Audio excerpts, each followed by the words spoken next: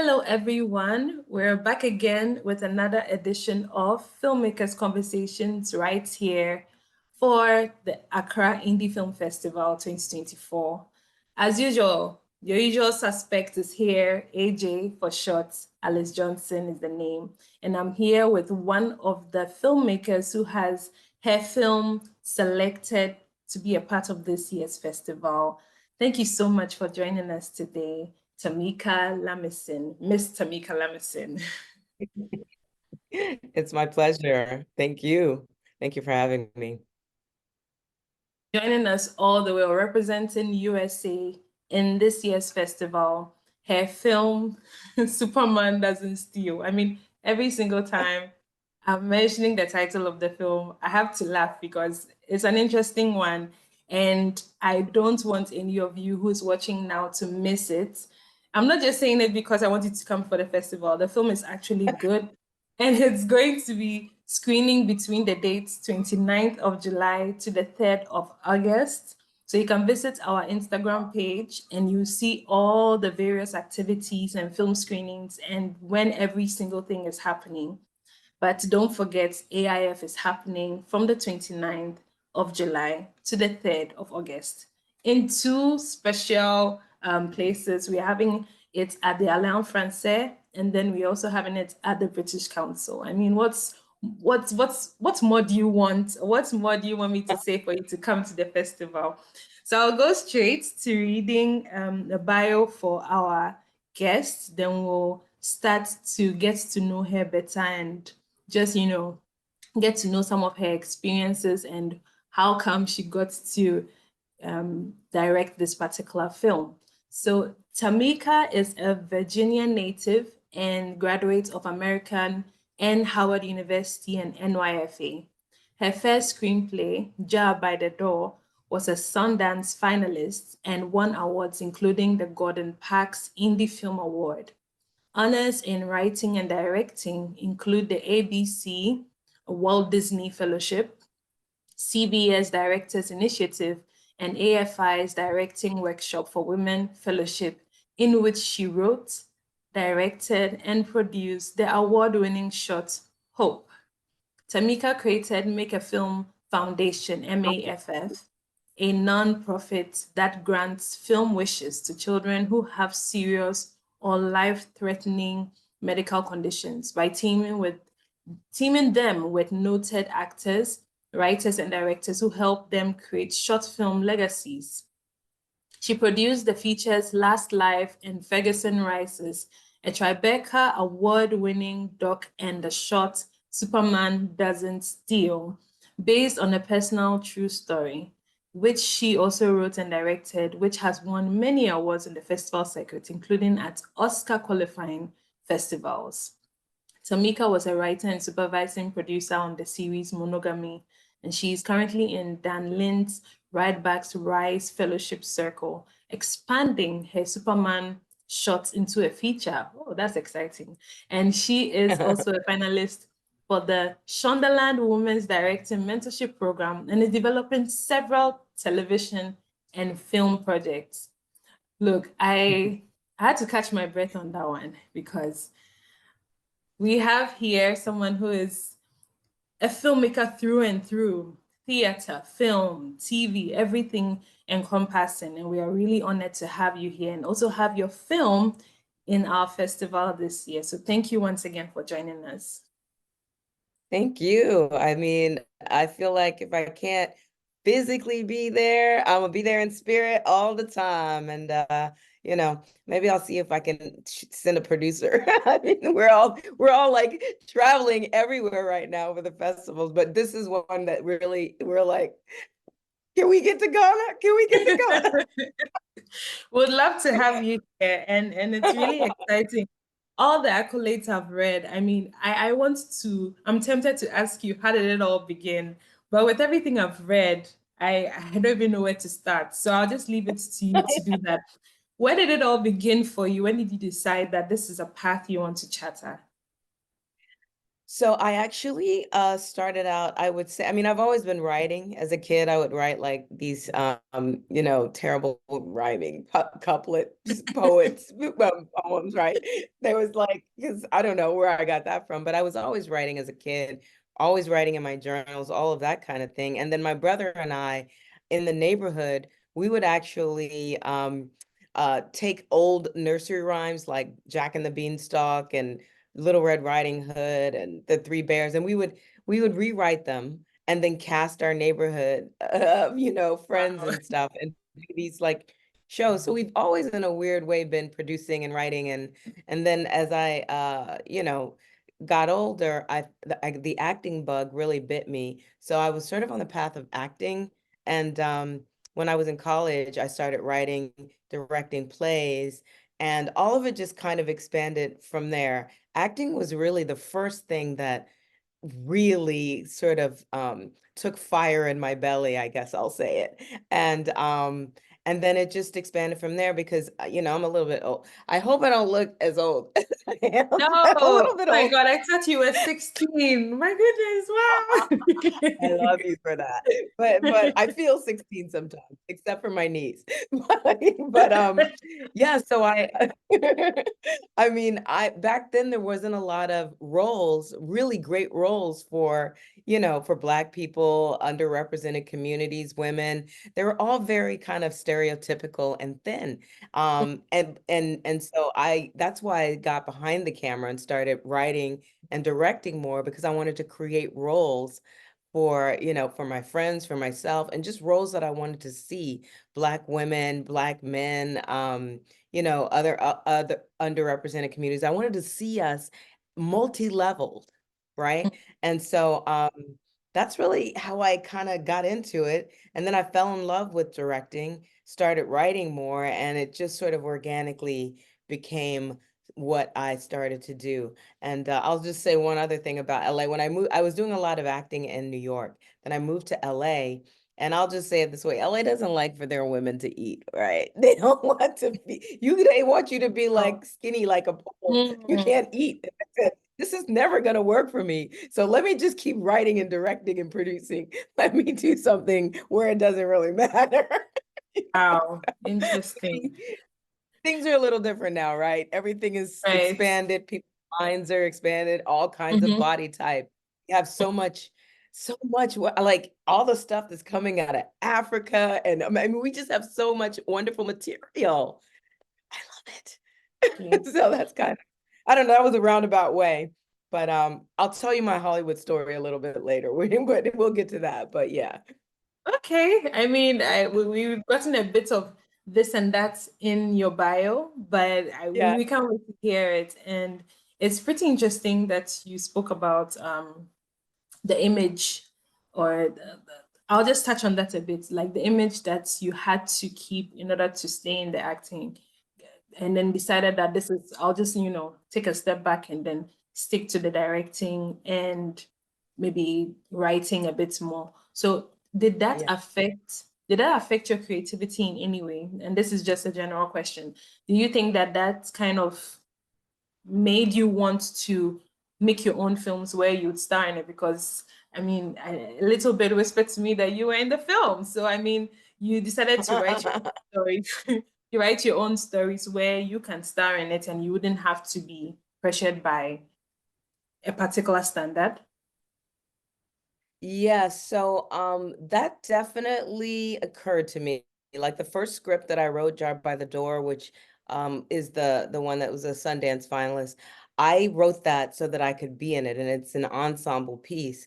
But as I started studying directing and all of that, I was less, actually I was a little bit less inclined to necessarily cast myself in it. I wanted to direct that movie because it's so much from this directing this film is wearing all of those hats is so hard. I mean, I wrote it, I directed it, I'm in it. Like I was still writing while I was on set.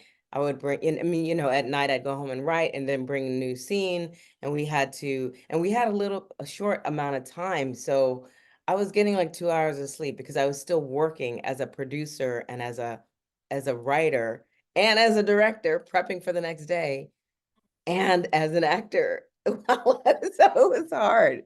But yeah, this particular one was personal to me. And I feel like your own path and create your own work, you can actually do something that and star in something or be in something that means something to you and the type of work that you really want to do versus, can I get a job? And you're kind of taking whatever your agent or whomever throws at you and you have to audition for that. So I love that I'm able to, in a position where I can choose and sort of be empowered myself to choose what I want to do. Speaking of choosing, your short film was chosen to be a part of this year's festival in Accra. So congratulations on that. And we are so grateful that Thank you. you submitted the film in the first place because, I mean, it's by submitting that we are able to see such good quality work that is being done, but it's never really spoken about much. I mean, it will enter the festival circuit, but it's nice to also get a piece of something that is probably circulating in other circles or other realms apart from Africa or in Ghana. So thank you for that. Now let's get into the making of this project, Superman Doesn't Steal. First of all, what inspired the title of this film? I mean, I don't want to give any spoilers because I want everyone who's watching or listening right now to come for the festival and watch the film themselves. But just tell us what inspired the title of the film. So, let's just say, when we were kids, it was inspired by a true story, an incident that happened between with me and my brother when we were growing up in the South during the Atlanta child murders. And my brother loved comic books. He was a huge comic book collector. He loved superheroes, and we would play Batman and Robin all the time. So I looked at my brother. He was like Superman to me, you know what I mean? And so I'll just say he did something that he really shouldn't have done that traumatized our family. And that's really what inspired the title because it was a connection to his love of comic books and this thing that he did and the fact that to me, he was like Superman to me. It's my big brother. Amazing. And how was the making of this film for you? Seeing as it is something that is from or inspired by true events, something that actually happened to you. How was the making of for you cathartic? Like, were you feeling a release of emotions? How were you on set and the whole process, really? So, I have been thinking about this story for a long time. It really never left my heart, my mind, my soul. Same with my brother, but none of my family ever really talked about the incident. And so, one day, if I literally say one day the ancestors just whispered the whole story into my ear in a way that I could visualize it on screen because I had tried to write it a few times. And then one day, this never happens. It happens once or twice in your life. Like it happened one other time in my life. I wish it was always like this with writing, where it was like dictation. But I was sitting on my stationary bike watching a movie, and all of a sudden it was like, now you're telling me this now. And so I grabbed my phone and I really just started writing everything that was being whispered in my ear into the my notes section of my phone. It was so funny. I was just like watching TV, writing my I was like, wow, that's good. Really? That's nice. And I'm literally like, I was like, someone would think I was crazy. Seriously. And so I wrote Wow. the whole script and then I dumped it into final draft. And about 95% of what you see on the screen is what I wrote that in that one sitting. And so that's how the script sort of unfolded. And everything happened really fast because it was during the time of the strikes. Like I wrote it in January, February of last year. And then, Mm, in America, we went into the dual strikes. I So we had gotcha. two strikes. Yeah. And but in a way, it was a win-win for me and for everyone else because we shot it in Atlanta and no one was working.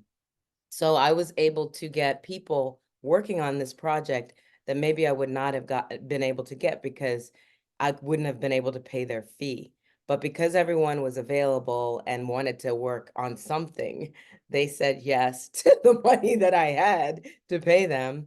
And I Mm, got like the most incredible team. Like, I can't say enough about, you know, everyone know this. All the filmmakers know it's collaboration, and you have to get wonderful people to surround and support you. And everyone really loved the story. So, yeah, so that's really how I was able to kind of put it together. And for the actors, I just went to IMDb. There are people that I saw. I went to IMDb and I just went straight to their agents and said, "Will you do it?"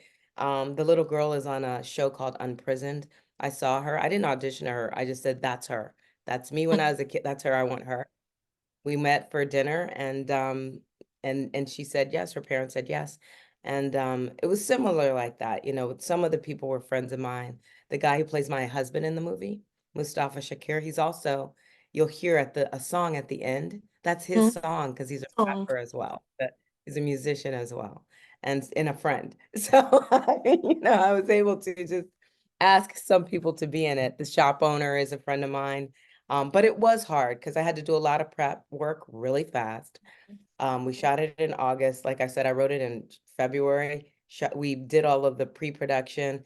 Um, I hired someone to do storyboards because I really like to storyboard first to visualize it and give everyone an idea of my vision for it. And it also really helps when I'm talking to my DP. So that was sort of the first little pieces. Yeah, and then when I did my own prep work as a director. I went to Atlanta early so that I could be on my own sort of as an actor. I had to do my acting work before the rest of my team got there because I knew when I got to set, I would have to be ready. So Right. that's kind of, That's right. yeah, yeah. Amazing. Did you have And any other specific questions about the process? yeah, I just wanted to know how long it took to actually shoot, apart from prep and everything, actually on set. Right. So we initially planned to shoot 4 days, and it was a lot to shoot in 4 days.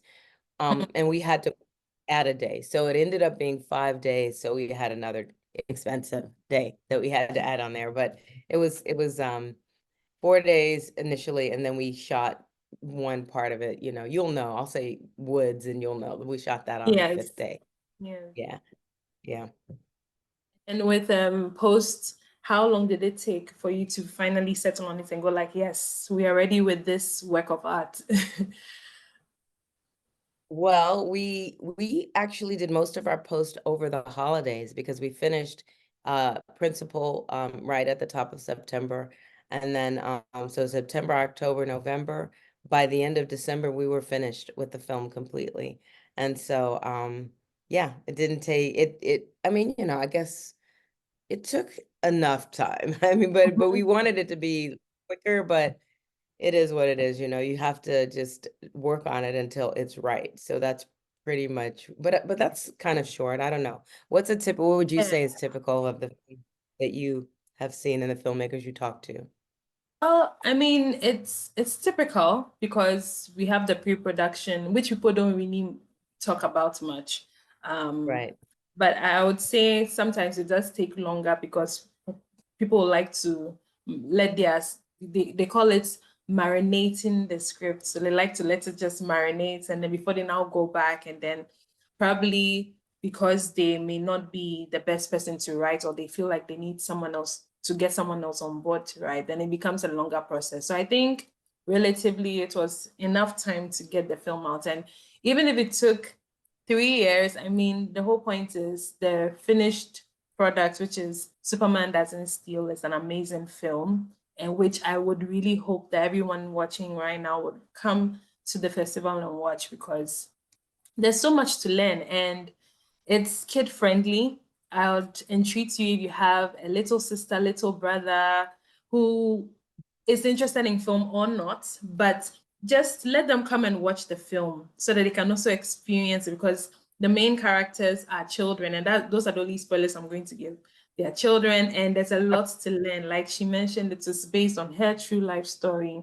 She as a little girl and her brother. So you would learn a lot. So yeah, that's all I'm going to say about the film. So guys, come and watch it. Come and watch it. So yeah, I mean, I will say, my yeah, brother right. makes an appearance in the movie as well. I'll just say he's a neighbor, and uh, Okay. the neighbor and he's watering Okay. his lawn. That's my real Oh, brother in the wow. Oh, interesting. Oh, that's really nice. And I mean, when you were done with the film, how did it make you feel? Because I can only imagine if I have gone through something personally, having to create it or bring it to life and now share it with the world. I feel like it's such a vulnerable thing to do. And what was also the feedback you got when people saw the film firsthand?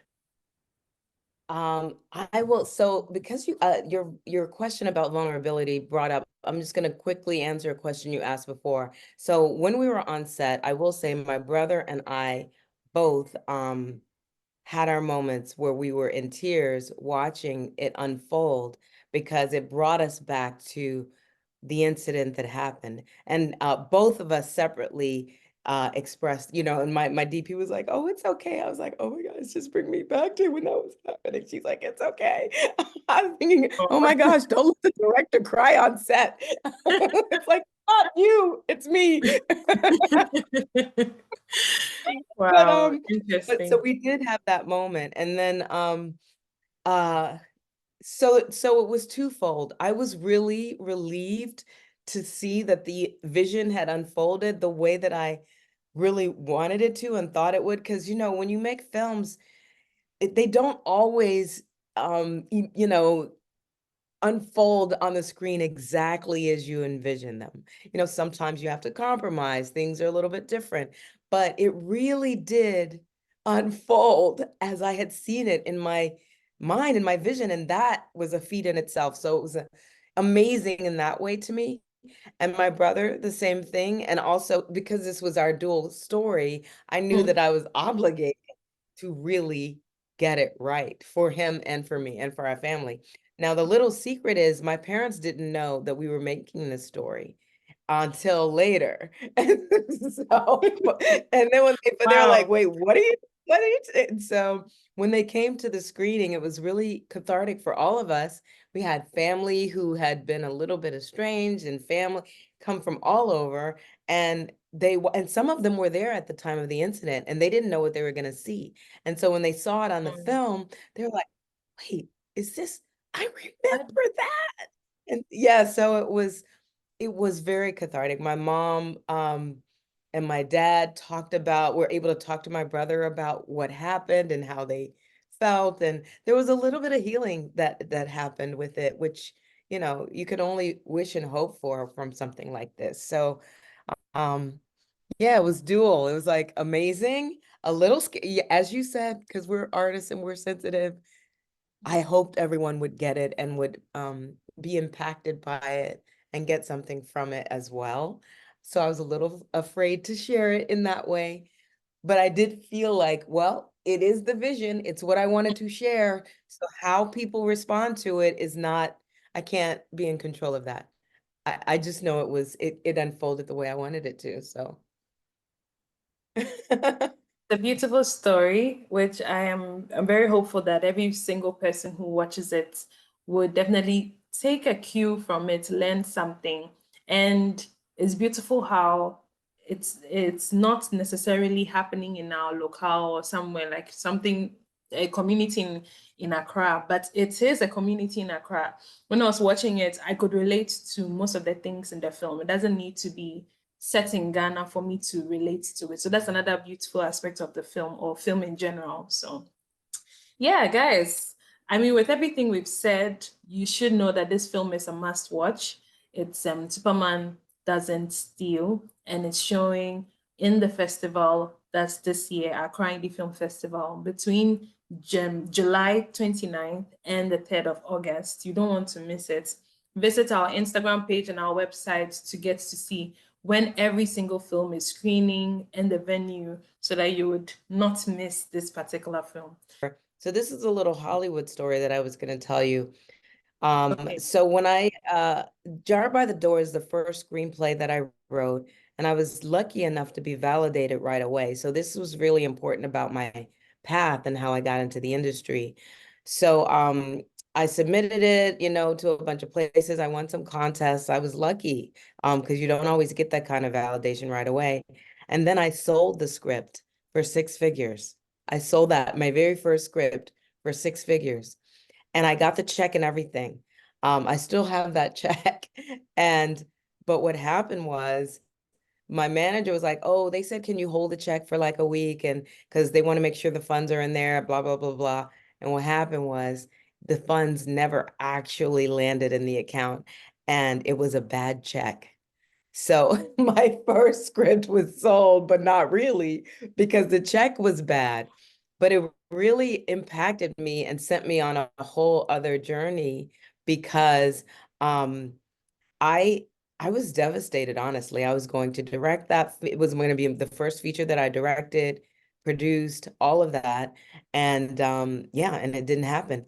And so I just started to, I didn't want to feel that way, just have someone have that kind of power over me. So I started to do a lot of volunteer work for teaching screenwriting, theater, direct, all of that stuff. I was volunteering at nonprofits all around Los Angeles. And then someone asked me if I could do anything, what would it be? And I said, oh, I would grant wishes to kids in the Make-A-Wish Foundation. Other than filmmaking, that's what I would do. So I was like, well, maybe I can do both those things. And that's when I created Make-A-Film Foundation, which is the nonprofit that you mentioned in my bio. And that is how I started to produce and really learn producing through Make-A-Film Foundation, because I was working with A-list actors, A-list directors, A-list writers, like major people, like, Sam Raimi, who directed Spider-Man, Catherine Hardwicke, who directed Twilight, Ted Melfi, who directed Hidden Figures, like major directors, major actors like Johnny Depp, J.K. Simmons, Kerry Washington, all these people. And I was able to work with them in a high level place to learn producing. And then that sent me on, producing my own projects. So really, it was a roundabout way from a service-oriented perspective to really cut my teeth and learn the business on a different parallel sort of path. The people who gave you the check, are you still in touch with them? So what happened was, for a few years they had been buying an option on the script. So I had made a few thousands of dollars from them. Like, I was usually, that's how I was making living. Really, I was living off of the option money. And I guess every filmmakers know it. It means they sort of purchased the right to peddle my script and try and get it made. And so I had made a little bit of money because they had a independent financier who was funding their company. And so what happened was, he told them that he was going to do it. And none of us had any reason to believe that he wouldn't put the money in, because he had always been putting the money in. I had always gotten paid before, right?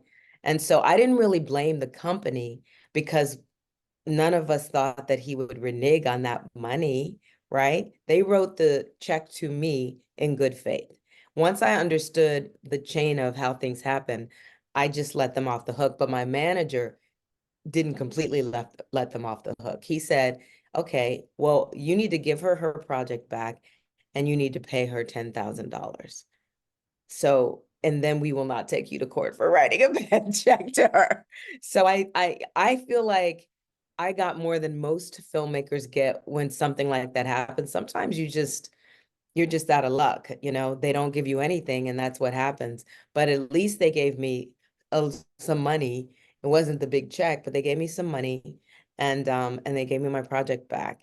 And I felt bad for the company as well, because it wasn't really their fault. They were believing in a financier who told them the money was there, and the money had always been there before when he said it. Wow. Um, that's interesting. I mean, I've heard of a number of stories where I've even seen it in action, where someone's story is taken away from them and they don't even get a penny for it. So, I mean, with this one, it was a bit confusing because, well, I don't really know how the banking system works in America. So that's why I wanted to be clear on it, because if you've got a check, I mean, the next thing is if it bounces, of course, you'd have it with you, and then you would just be telling them that, hey, the funds are still not available to me, and they didn't write you a new one. That's pretty interesting. But like you said, you really got the better end of the stick in terms of creativity, because for your first writing to just shoot you up there, it's a unicorn story. To be honest, It's a it's really unicorn story. I mean, I wouldn't change it because when I look at it this way, that happening is what inspired me to create Make a Film Foundation. And that has changed my life. I've touched and been able to support so many, filmmakers, so many lives. And it's helped me as well as a filmmaker, as a person. So I wouldn't change it. You think about it, wow, what would my life be like if I had been able to actually direct my movie the way I wanted, my very first and all of that? I'd be somewhere else, and I would, but I'm where I'm supposed to be because I wouldn't change my Make a Film Foundation experience. So final words for anyone watching now. And also, I mean, congratulations on also being a part of the Wonderland Fellowship. We are all a fan of that particular one. So when I saw it, I was actually like, okay, this is really interesting. So congratulations on that and every single feat and the feats to come as well. But anyone watching who's probably inspired by your story and the film as well, your final words to them. well, I would say, I'm sure people have heard this before, write what you know. And if you are inspired by a story, that is when it's going to really, in my opinion, be the easiest for you to share with the world and make a connection with the world when you come from a place of authenticity and truth about anything. It doesn't have to be your life. It could just be something that inspires you. But when you come from that place, I feel it will really, touch the world as well as yourself. And just keep creating, you know. My real mantra is make magic, right? Make magic. That's what we're doing here with this creating. We're making magic, but also don't be afraid to make mistakes because that's how you learn, right? You can't create unless you make mistakes and allow yourself to do that. So make magic, make mistakes, but focus on the magic, not on the mistakes. Amazing. Make magic, make mistakes, but focus on the magic, not the mistakes. I'm definitely keeping that with me. Thank you so much, Yes. Ms. Tamika Lamison, Thank for your time you. and for And sharing. enjoy the film. Enjoy the film. All the I films. enjoyed it. I enjoyed it, and I'm sure everyone watching this will. So thank you so much for your time. And guys, you've heard it all. It is happening at the AIF 2024. Don't miss it. And don't also miss our next episode with another prolific filmmaker who is going to be speaking on their film. Until our next episode, it's bye from us. Bye. Bye.